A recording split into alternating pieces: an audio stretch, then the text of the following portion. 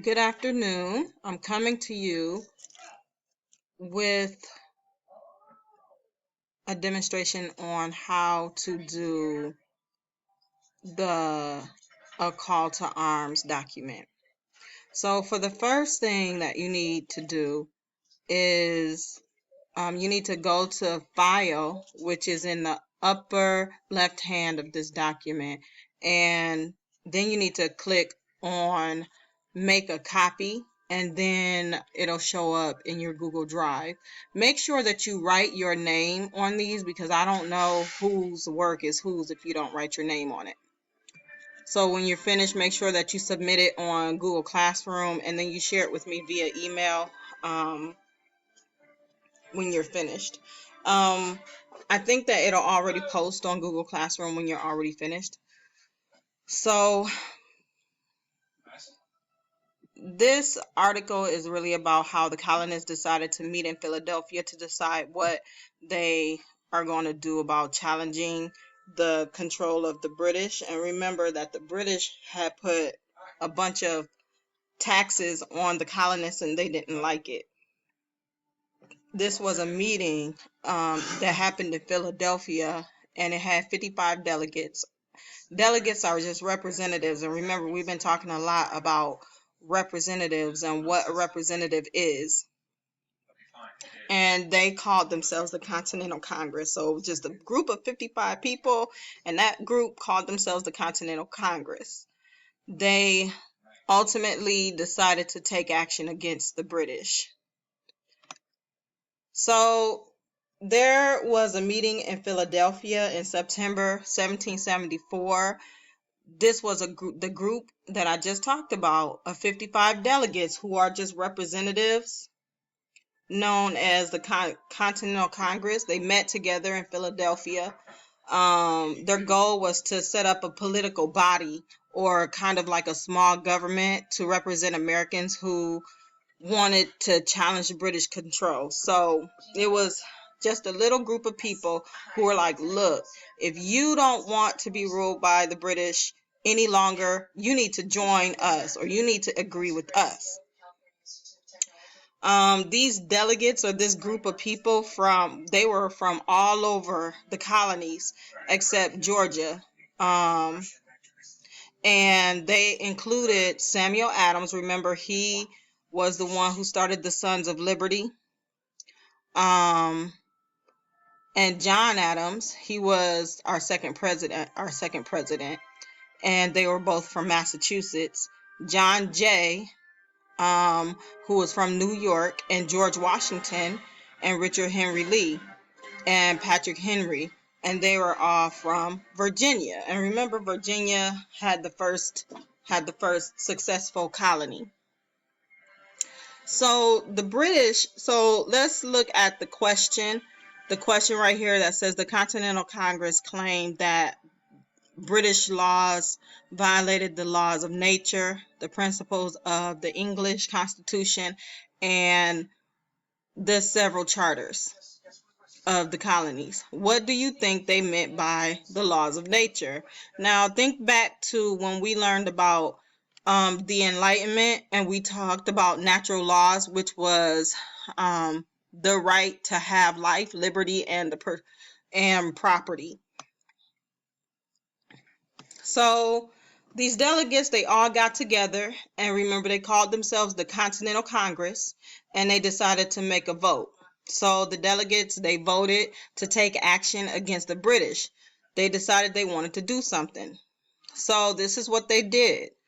They issued a statement of grievances calling for repeal of the 13 Acts of Parliament. Okay? And they said that the laws violated the laws of nature, the principles of the English Constitution, and the several charters of the colonies. Okay, so if you remember what some of those acts were, the acts, they had to house some of the soldiers. They had to pay for like paper. They had to pay, like paper had to have a stamp on it, which was the Stamp Act. They had to pay extra money just to get things imported from England. There were a lot of different things that they had to pay for, which really isn't fair. When somebody starts messing with your money, then you're really feeling like, okay, now this is getting personal. So, and they also voted to boycott British trade. And we talked about how they have boycotted the British after the Boston Massacre. So this meant that the colonies, they would not import, which import means to bring in to a country, or use any British goods or sell colonial goods in Britain. So they basically wanted to, that was just like one of the first acts they wanted to do to separate themselves from Britain. So they wouldn't buy anything from Britain. So Britain didn't have the colonists' money, didn't earn the colonists' money, and they wouldn't sell anything to Britain because they didn't want Britain to be their boss. It was like, you Britain, you're not the boss of me. And so what they did was they approved the Suffolk resolves, which was prepared by the people of Massachusetts, and these resolutions stated that the coercive acts were illegal and called on the colonists to arm themselves against the British. And the coercive acts just pretty much forced colonists to do what Britain wanted them to do. And so I guess the colonists started to feel cornered. And once you're cornered, you feel like you need to fight. And so now they want to fight. So the question is, the Continental Congress claimed that the British laws violated the laws of nature, the principles of the English Constitution, and several charters of the colonies. What do you think they meant by laws of nature? So the first thing that I want to do here is restate the question. So it says the Continental Congress. So I'm going to say, when the Continental Congress said that the British laws violated the laws of nature,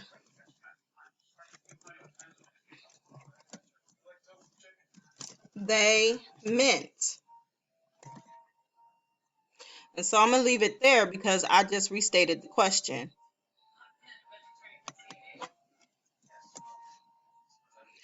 So the answer is down here where I actually highlighted. It says they issued a statement of grievances calling for the repeal of the 13 Acts of Parliament. They said that the laws violated the laws of nature, the principles of English Constitution, and the several charters of the colonies. They voted to boycott this trade, and this meant that the colonies would not import or use any goods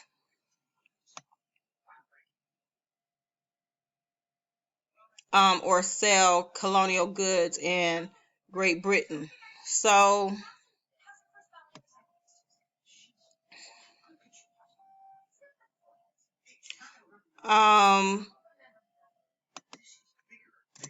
so the actual answer is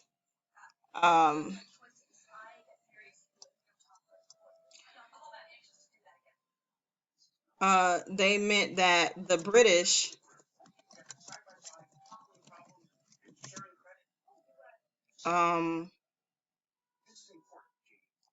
violated their rights to life, liberty, and the purse and property.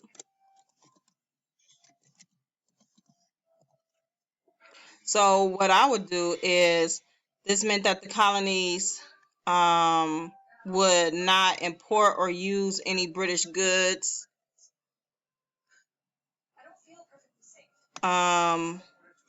Or they voted to boycott the British trade. This meant that the colonies would not import or use any British goods or sell colonial goods in Great Britain. So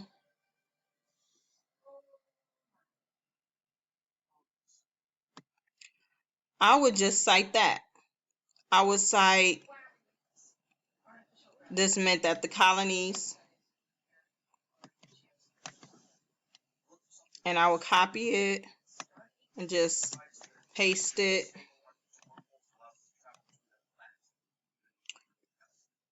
And then go down here and finish.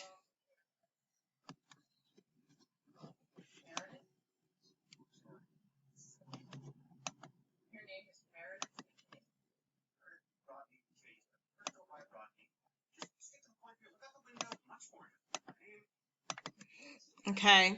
And import any British goods and then put my. So this means, what does that mean? This means that the colonists felt that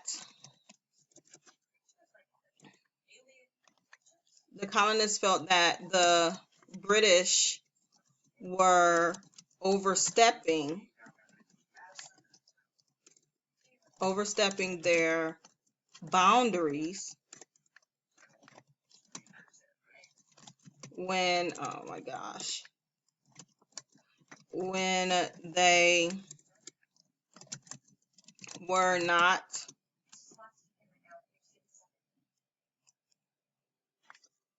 allowed to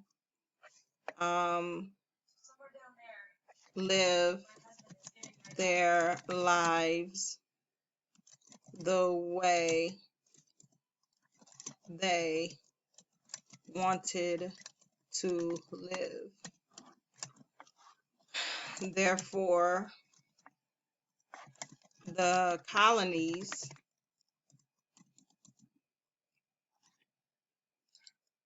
or the colonists decided to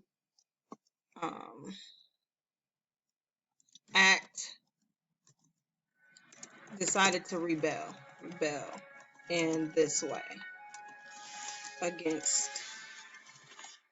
the British. So you're going to just basically take all of this and then you're just going to rewrite the whole paragraph right down here, okay? And that is all for right now. I will have the next part second, so stay tuned.